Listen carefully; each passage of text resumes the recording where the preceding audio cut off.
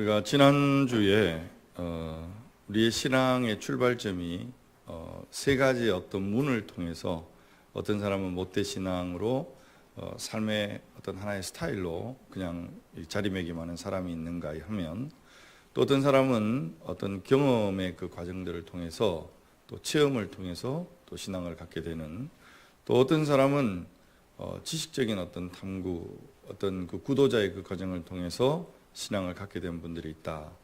그러나 그것도 그 신앙의 여정이라고 하는 것이 그냥 순탄하게만 어떤 기독교의 기본 진리에 도달하는 것이 아니라 그 과정 속에 여러 가지 장애물이 있는데, 그것이 목회자나 또 그리스도인들의 바르지 못한 삶의 태도 때문에 장애물이 되는 경우가 가장 많을 수가 있죠. 또한 지식의 어떤 그 영역에서 부딪히는 여러 가지 문제들이 또 신앙의 여정을 방해할 수도 있고, 실존적인 문제죠. 삶에 찾아오는 그 고난 문제, 그 고난 앞에 왜 내게 이런 고난이 오는가라는 이 문제 앞에서 또 장애물을 만나기도 합니다. 오늘 두 번째 시간을 통해서 기독교의 기본 진리 속으로 우리가 좀 들어가려고 하는데, 먼저 여러분들 앞에 이야기하는 것은 왜 이 이야기를 하려고 하는가라는 것입니다. 다시 한번 우리의 신앙의 기초를 점검하자. 기초 점검도 필요하지만, 제가 지금 이 이야기를 하려고 하는 것은 함께 계속 고민하고 있는 이 시대, 포스트 모던 사회 안에서 복음은 어떤 방법으로 증거되어져야 되는가, 또 어떤 모습으로 다가서야 되는가라는 측면에서 이런 접근들을 같이 고민하고, 또 여러분들이 소망에 관한 이유를 묻는, 복음을 증거해야 될 사람들에게 이런 과정들을 통해서 다가서면 어떨까라는 그 고민들이 오늘 이 말씀 속에 담겨 있다는 거 여러분 생각하시면 좋겠습니다. 오늘 우리가 먼저 생각을 해야 될 질문은 정말 하나님이 존재하시는가라는 문제예요. 그리고 그 하나님이 존재하신다면 우리는 그 하나님을 어떻게 알 수 있느냐라는 것이죠. 하나님이 정말 존재할까? 존재한다면 그 하나님을 어떻게 우리가 알 수 있을까? 여러분, 지금 세상은 이 세상의 어떤 그 기원, 우주의 기원에 대해서 여러 가지 학설들이 있지만, 가장 보편적으로 지금 받아들이고 있는 학설을 우리가 빅뱅 이론이라 그렇게 이야기를 하는데, 제가 아침에 이 빅뱅 이론을 지금 이야기하려고 하는 것은 무리라고 생각하고요. 적어도 빅뱅 이론에 의거하면 우주가 약 140억 년 전에 창조가 되었다라는 것이 분명합니다. 그러면 신이 존재한다면 적어도 이 우주를 만들었던 140억 년 전에 존재해야 되는 그 신을 지금 한 점에서 시작되어져서 이 끝이 알 수 없는 이 광활한 우주를 만든 이 신, 어쩌면 이 거대한 우주에 비하면 정말 먼지밖에 되지 않을 것 같은 이 은하계 안에, 여러분 그 은하계 안에서도 정말로 손톱만한 이 태양계, 그 태양계 안에서도 지금 지구, 이 지구의 한 모퉁이의 먼지 같은 우리 존재가 그 신을 어떻게 알아갈 수 있는가? 우주에 대한 이 탐구는 눈부시게 지금 발전하고 우주선을 끊임없이 쌓아 올리고 있는 이 시대의 상황 속에서 우리가 그냥 믿으면 된다, 이렇게 말하기가 쉽지가 않단 말이에요. 그러면 우리는 어떻게 하나님을 알 수 있을까? 여러분, 신에 대한 두 가지 입장이 있죠. 우리가 말하는 무신론, 유신론 이런 이야기를 합니다만, 먼저는 신이라는 존재가 아예 없다고 생각하는, 이걸 우리가 무신론이다. 여러분, 이 무신론도 들어가 보면 아주 다양한 어떤 입장들이 존재합니다. 그런데 무신론을 우리가 단순화시켜 보면 이런 구도를 만들 수가 있을 거예요. 어떤 물질이 오랜 시간 우연이라고 하는 어떤 방식을 통해서 오늘 우리가 생각하는 존재하는 모든 것들의 어떤 실제가 되어졌다라는 것이 무신론의 가장 기본적인 전제점 아니겠습니까? 어떤 돌연변이에 의해서, 어떤 진화론을 통해서 오늘 우리가 여기에 있게 되어진, 여러분 이렇게 과학을 통해서 끊임없이 뭔가 나름대로 설명을 하려고 합니다만, 사실 무신론이라고 하는 것도 우리가 가만히 생각해 보면 사람이 어떤 생각하고 있는 하나의 전제예요. 그것이 어떤 하나의 세계관이고 궁극적인 어떤 진리, 신 이런 것들은 이들에게 존재하지 않는, 모든 것들이 눈으로 보여져야 되고 손으로 만져져야 되고 과학으로 증명되어져야 된다, 이렇게 이야기를 하는. 그러나 신이 우주를 만들었다, 신이 의도적으로 질서 있게 이 세상을 만들었고 인간도 그 중에 하나다. 여러분, 우연히 존재하는 것이 아니라 인격적인 존재가 특별한 의도와 계획을 가지고 창조했다고 보는, 이걸 우리가 유신론이다, 뭐 그런 이야기를 할 수가 있죠. 그런데 여러분, 무신론을 과학이라고 이야기하고 유신론을 종교다 이렇게 말하는 관점이 옳은 걸까? 여러분, 과학이라고 하는 것이 세상 사람들이 세상을 이해하는 데 필요한 중요한 방법입니다. 그러나 과학이 이 세상의 모든 것을 답을 줄 수 없다는 것을 우리가 이 포스트 모던 사회는 너무나 잘 알고 있습니다. 예를 들면 이런 이야기를 하는 친구들이 있습니다. 신이 있다는 것이 증명되어지면 내가 교회를 갈게요, 내가 그리스도인이 될게요. 신이 있다는 것 증명 못 하잖아요. 그런데 어떻게 신을 믿으라고 말합니까? 근데 여러분, 이런 질문을 하는 사람들에게 되물어 질문할 수 있는 것은, 그러면 당신이 신이 없다는 것을 증명할 수 있습니까? 신이 있다 없다, 이게 여러분 증명할 수 있는 문제가 아니에요.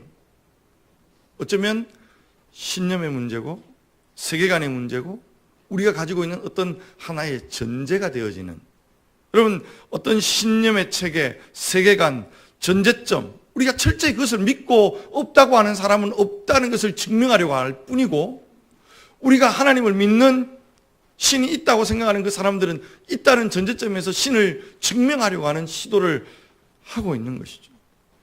그런데 이 과학과 종교라고 하는 것이 개인적인 어떤 전제, 세계관, 어떤 하나의 출발점이라고 생각한다면 결코 이것이 대립되는 문제는 아니다라는 것을 여러분 먼저 생각하셔야 됩니다.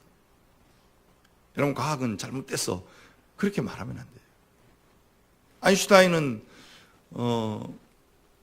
이런 이야기를 했습니다. 한번 같이 읽어볼까요? 다 같이 시작. 과학과 종교는 대립하는 것이 아니다. 과학이 없는 종교는 장님이며 종교가 없는 과학은 저른발이다. 아인슈타인이 과학자예요. 그는 이 종교와 과학이 서로 보완하는 보완적 관계에 있다. 여러분, 과학이 눈에 보이는 것을 검증한다면 어쩌면 종교는 눈에 보이지 않는 대상, 특히 삶의 의미, 이런 것들을 질문하면서 이 과학과 종교가 이 세상을 살아가는 데 있어서 우리는 꼭 필요한 보완적 관계에 있다. 여러분, 최근에 그 리처드 도킨슨이라는 사람은 아주 극단적으로 진화론의 옹호자이죠. 그래서 종교와 과학을 대립시키려고 하는, 그러나 진화론자들마저도 이 도킨스의 주장이 지나치다, 그래서 비평하는 사람들이 적지 않은 것을 보게 되어집니다. 반대로 교회 안에 있는 사람들 중에 이 성경의 가르침을 과학적으로 증명하려고 하는 시도하는 사람들이 많이 있습니다. 여러분, 성경에서 인간을 포함한 세상 창조를 주장하는 것을 우리는 믿음으로 받아들여요. 그것에 대해서 의의를 거는 게 아니에요. 그러나 성경이 과학 교과서는 될 수가 없어요. 성경의 이 이야기를 가지고 과학 교과서처럼 그것을 증명하려고 하는 시도를 할 때 얼마나 많은 문제점들이 일어날 수 있는 가능성이 있는가를 우리가 생각할 때, 여러분, 우리는 이것을 조심해야 됩니다. 그래서 신이 있다 없다의 문제를 과학적으로 증명하려고 하는 시도, 없다는 것을 증명하려고 하는 그 시도 자체가 문제가 되는 것이고, 오히려 각 개인의 선택의 문제예요. 이거는.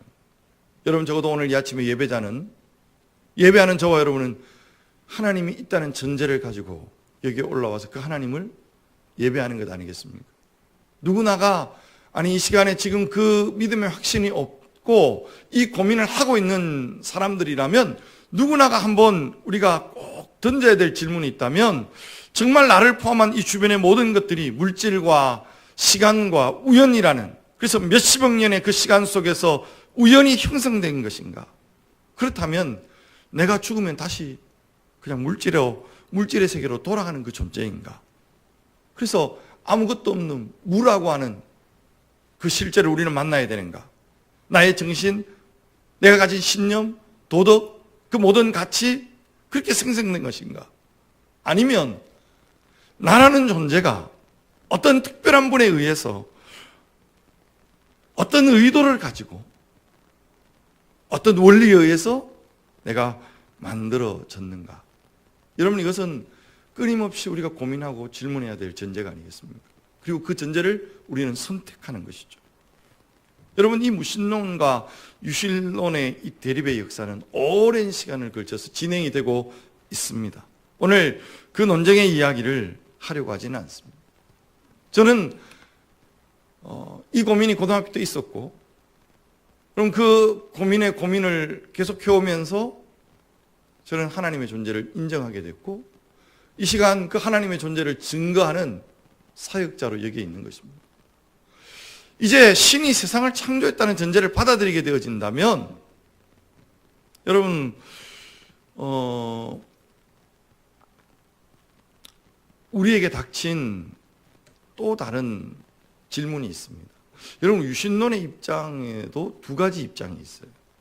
그리고 이 두 가지 입장을 나누는 중요한 축이 뭐냐면 커뮤니케이션, 소통이라는 문제입니다. 여러분, 인간의 입장에서 본 이 신이 있다라고 생각했을 때 두 가지 입장이 뭐냐면 소통할 수 있는 신이 있고 소통하지 않는 신이 있어요. 어떤 절대 진리 아니면 어떤 우리가 말하는 데오스, 이런 어떤 신적 개념과 인간이 소통할 수 있느냐 소통하지 않느냐. 최근에 여러분, 유럽 사회는 동양 사상에 대해서 상당히 많은 관심을 가지고 있습니다. 그런데 이 동양 철학을 공부해 보면 모든 동양 철학의 그 중심은 인간의 언어로 신과 소통하는 것은 불가능하다. 특별히 불교나 도교가 갖는, 여러분, 절대 진리를 인정합니다. 궁극적 진리가 있다고 생각합니다. 그러나 그 궁극적인 진리가 우리 인간과 소통할 수 있다고 생각하지 않아요. 그래서 그들이 선택하는 방법은 인간이 소통하는 것이 아니라 인간이 끊임없이 그 신의 존재를 알아가야 되는 여러 가지 방법을 통해서. 그래서 대부분의 종교가 이런 질문을 던지죠. 정말로 인생은 의미 있는 것인가? 살다가 죽는다는 것이 어떤 의미를 갖는가? 인생에 왜 이런 고통이 많은가? 이 선과 악은 어떻게 보고 그것은 어디에서 왔는가? 여러분, 이런 그림을 한번 생각해 볼 수 있죠. 우리가 신이라는 존재, 그것이 죄송합니다. 신이라는 존재를 생각할 때 그 소통할 수 있는 것이 아니라 인생의 의미를 생각하고 신의 존재를 생각하고 그 고통을 생각하면서 우리는 답을 생각하고 또 많이 하는 명상을 하고 책을 읽고 토론하는 그 과정을 통해서 일명 고등 종교라고 말하는, 불교나 도교가 우리가 하등 종교, 고등 종교를 나눌 때 불교나 또 동양 사상을 고등 종교라고 봅니다. 왜냐하면 이런 많은 명상과 답을 찾아가는 그 인간의 그 고뇌 속에서 만들어졌고 그 모든 문화의 중심에는 이 고등 종교가 있는, 여러분, 불교의 또 도가의 기본 개념, 신이 우리에게 자신을 증명하는 것이 아니에요. 인간 스스로가 끊임없이 깨달아가는 거죠. 여러분, 불가에서 사실 조선에 와서 불교를 비하하는 표현으로 사용되었던 용어 하나가 언어도단이라는 말입니다. 이 언어도단이라는 말이 그 말의 의미 자체는 뭐냐면 말의 길이 끊겨졌다라는 어떤 표현이잖아요. 그런데 원래 불교에서 사용되어질 때는 뭐냐면 해탈의 경지예요. 깨달음의 경지에 이르는 사람이 그 경지를 말할 때 쓰는 표현이 언어도단. 다시 말하면 말로 설명이 불가능하다. 도가에도 이 도덕경에서 이런 말로 시작이 되는 것을 봅니다. 도가도 비상도, 명가명 비상명. 여러분 해석하면 쉬운 개념이에요. 도를 도라고 부르면 이미 도가 아니고, 여러분 무엇의 이름을 지어 불러주면 이미 그 이름이 아니다. 그럼 불교의 도가의 이 진리들을 생각하다 보면 아리송해져 가지고 이게 뭔가 싶은 생각이 들죠. 그러나 여러분 진리는 이런 겁니다. 말로 규명할 수 있는 게 아니다. 그러니까 신이 우리와 소통하지 않으니까 우리가 알아가야 되는 거예요. 근데 그 우리가 신을 알아가는 데 있어서 인간의 언어로 그걸 담아낼 수 있는가? 인간의 생각으로 어떻게 그것을 담아낼 수 있는가? 그럴 수 없다. 그래서 암중모색이라는 말이 있죠. 캄캄한 방에서 막 더듬어가면서 뭔가를 알아가는 과정이다. 그래서 수많은 사람들이 특히 불교에서 여러분 고행을 하고 장좌불화, 여러분 눕지 않고 그대로 앉아서 도를 깨달아가는 성철 스님 같은 경우는 8년을, 여러분 우리가 성철 스님의 어떤 그 깨달음에 대해서 무릇무리요 사는 산이다, 막 목사님들이 그걸 비하하면서 이야기하는데 조심해서 해야 될 이야기예요. 무지의 소치다 이야기할 수 있는, 여러분 저는 지식의 한계를 가지고 있고 육체의 한계를 가지고 있고 너무나 제 자신의 부족함을 안고 있는 사람으로서 어쩌면 진리에 대해서 끊임없이 추구하고 있는 그 사람들의 그 고행, 어떤 그 결과들에 대해서 참 어떤 면에서는 경이감을 갖게 되어지는. 그래서 어떤 사람은 집을 떠나고 또 여행을 하고 결혼을 하지 않고 그 깨달음의 경지에 이르려고 하는 그런 시도들을 통해서 끊임없이 깨달음을 이야기합니다. 여러분, 그러나 우리가 추구하는 그 신의 개념은 여기에서 엄청난 차이를 가지고 있는 것이죠. 성경이 말하는 신의 개념은 인간이 스스로 하나님의 궁극적 진리에 도달할 수 없다는 것을 하나님이 아시기 때문에 하나님이 인간을 찾아오셨다는 것입니다. 할렐루야. 찾아오셔서 그분이 우리와 소통을 시작하시는 거예요. 소통하시는 하나님에게 오늘 우리는 예배함으로 뭐 하는 거예요? 반응하는 거예요. 여러분, 우리의 지적 한계, 영적 한계, 언어의 한계를 가진 우리 인생이 우리를 찾아오셔서 소통하시는 이 하나님을 여러분 만난다는 것, 여러분 그것은 저에게 있어서는 가장 큰 소망입니다. 여러분 이런 그림을 한번 그려보죠. 여러분 먼저 신이 없다. 신이 없다고 하는 무신론의 입장에서 도표를 그리면 여러분 모든 것들이 여러분 시간이라고 하는 그 우연의 일치 속에서 여러분 만들어지는 존재 방식이에요. 그러나 신이 있다고 말하는 그 사람들 중에서도 두 가지로 나누어진다고 그랬어요. 소통하는 신, 소통하지 못하는 신. 여러분 소통이 안 되는 신은 인간이 끊임없이 고행이나 명상이나 철학의 그 어떤 과정을 통해서 이 깨달아가는 어떤 그 과정들을 경험하는 것이죠.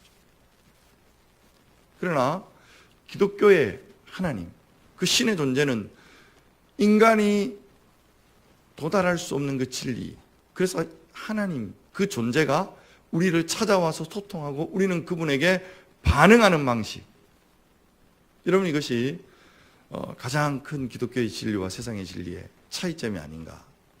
그런데 우리가 여기서 기억해야 될 것은 신이라는 존재가 우리하고 소통해야 되는데 가장 먼저 누구와 소통했는가? 여러분 이스라엘이라는 민족을 선택했다는 것입니다. 여러분 지금 이스라엘은 그 중동 아랍권에서 세계 평화에 여러 문제를 일으키고 있는 하나의 강소국이라고 하죠. 그런데 여러분 우리가 이스라엘을 생각할 때 하나님이 찾아왔을 때 이스라엘을 생각해 보십시오. 가장 세상에서 형편없는 민족입니다. 이집트 내 애굽 안에 고센 땅 겨우 그 지역에 있는 소수민족이에요. 남자아이가 태어나면 모두가 죽여야 하는 종족 살상의 위기에 있었던 민족 중에 이름조차 없었던 변변치 못한 민족, 절체절명의 위기에서 부르짖었던 그 민족을 하나님이 찾아와 주셨다는 것, 만물의 찌꺼기 같은 그 민족을 하나님이 택하셔서 자신의 이름을 드러내시기로 결정하셨다는 거예요.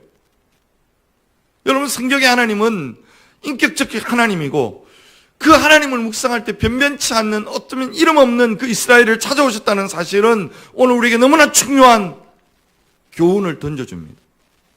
왜 그분이 찾아올 때에, 이 인간 세상에 찾아올 때에 가장 핍박받고 가장 고통당하고 가장 보잘것없는 민족을 찾아오셨는가 말이에요. 권력과 재력, 지혜와 도덕으로 무장한 세계 제국의 어떤 그 신으로 찾아왔으면 훨씬 더 당당하지 않겠어요? 그러나 하나님은 여기에서 우리에게 중요한 계시를 하고 있습니다. 가장 이름 없고 가장 천하고 가장 보잘것없는 민족을 찾아와 주심으로 인해서 이 세상 그 어떤 사람에게도 하나님은 소망이 될 수 있습니다. 믿습니까?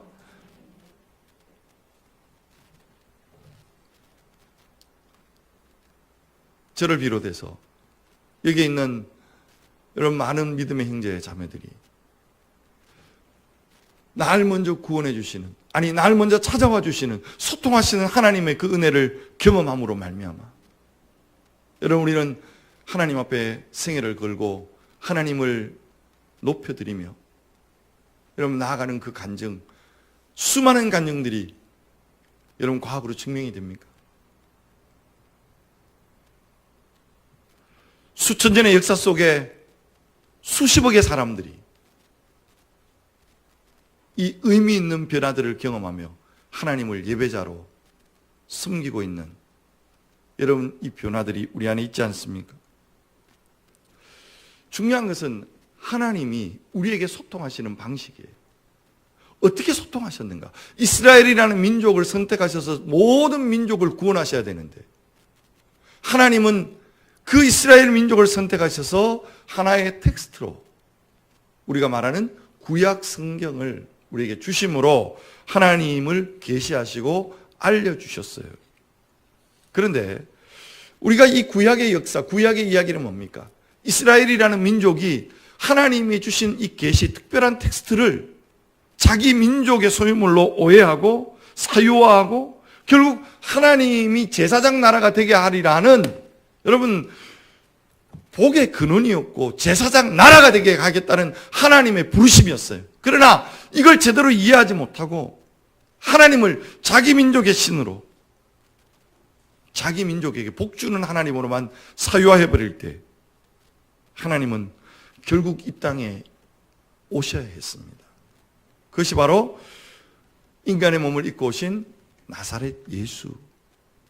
여러분, 그런데 예수님마저도 이 땅에 오실 때 당시의 최고의 강대국인 로마의 황제의 아들로 오다든지 권력자로 오셨으면 좋았을 텐데 가장 낮은 자리에, 여러분, 식민지 국가에 이름 없는 촌락 갈릴리의 목수의 아들로 오셨습니다. 하나님은 늘 그랬습니다. 우리의 눈높이에 맞춰서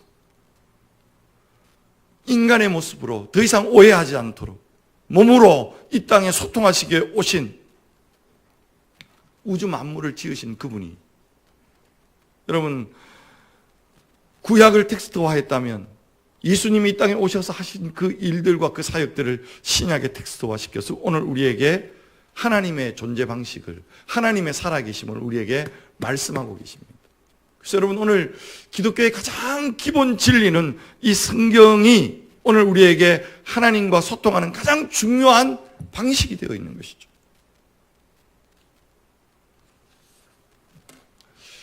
저는 가만히 돌아보니까 20대 초반, 10대 후반에 예수님을 만났고 20대 초반부터 시작해서 하나님에 관한 이야기를 설교한 것 같습니다. 돌아보면 내가 무슨 이야기를 했나, 어떻게 내가 복음을 설명했을까, 많은 반성을 해봅니다. 7,000명, 50이 넘어가는 지금의 시점에서 여전히 내 인생에 대해서, 하나님의 존재에 대해서, 그 삶의 의미에 대해서 나는 이야기할 수 있는 자격이 되는가 생각해 보면 자신이 없습니다. 그러나 제가 감히 하나님이 이런 분이다라고 이야기해 왔고, 지금도 하나님께서 역사 속에 오셔서 이렇게 일하고 계시고, 오늘도 우리에게 이런 하나님이라고 말할 수 있는 근거는, 그렇게 이야기할 수 있는 자격은 내 안에 있는 것이 아니라 하나님이 나에게 주신 이 텍스트, 성경의 말씀에 근거해서 그 말씀을 함께 나누는 것입니다. 그래서 저는 좀 이런 생각을 해봅니다. 우리의 신앙의 여정, 여러분 우리가 외국 여행을 가면 제가 꿈꾸는 여행은 정말 언어를 자유롭게 해서 자유여행을 마음껏 다닐 수 있으면 참 좋겠는데 아직은 늘 가이드가 필요합니다. 여러분, 우리 여행에 가이드가 필요한 것처럼 어쩌면 신앙의 여정을 가는 많은 사람들에게 여전히 가이드는 필요하다는 생각을 해봅니다. 오늘 이 말씀을 들으면서 목사님 그거 다 아는 이야기인데요 라고 생각하실 수 있는 분들이 우리 교회 성도들 가운데 많다고 생각합니다. 감사한 일이죠. 그래서 여러분, 우리가 다시 한번 우리의 신앙의 여정 속에서 우리가 어떤 하나님을 지금 섬기고 있는가, 그 기초에 대해서 다시 한번 큰 틀에서 한번 더 그림을 그려본 것입니다. 그리고 오늘 우리가 신앙의 여행을 하고 있는, 아니 신앙의 여행을 시작도 못하고 있는 소망에 관한 이유를 묻는 사람들에게 오늘 여행의 가이드로 여러분이 사용되어야 되지 않겠습니까? 그냥 믿으면 돼요. 와 보세요. 여러분, 그것도 중요한 전도의 방법입니다.